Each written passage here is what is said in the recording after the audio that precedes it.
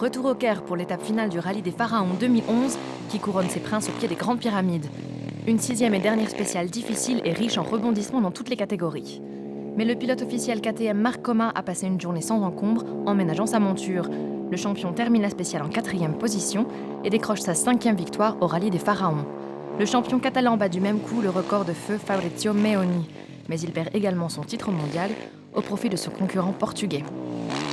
Pour Helder Rodrigues, l'essentiel était de terminer la course dans le top 5 pour décrocher le titre.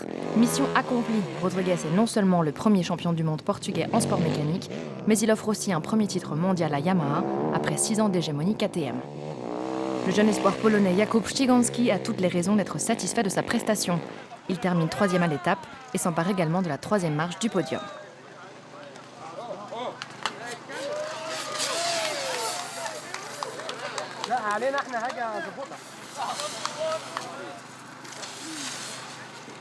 Mi quinta victoria aquí en la Río de los Faraones.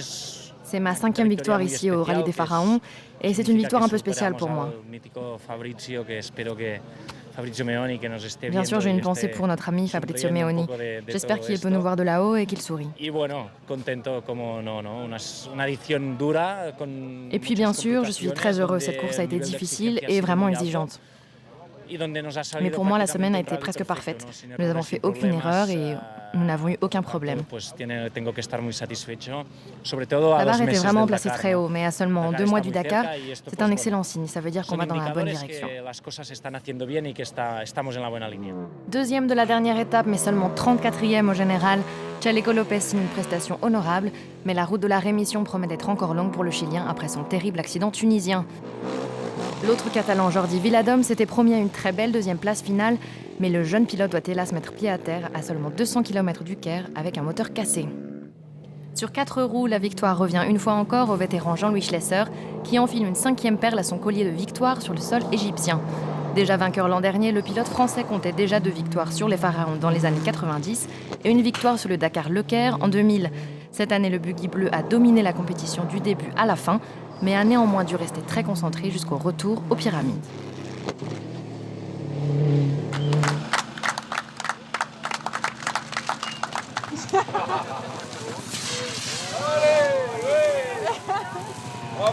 Bravo le buggy. Aujourd'hui, on n'aurait jamais dû gagner.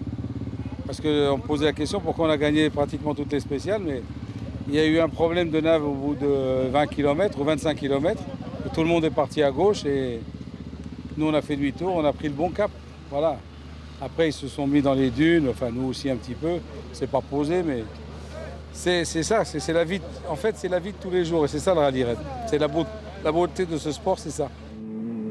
Le malheur des uns fait souvent le bonheur des autres et dans cette dernière étape, Vadim Nesterchuk a pu profiter des déboires de ses adversaires Mitsuhashi et Gadassin. Encore 4e hier, l'Ukrainien se hisse finalement à la 2e place du classement général au terme d'une course très régulière.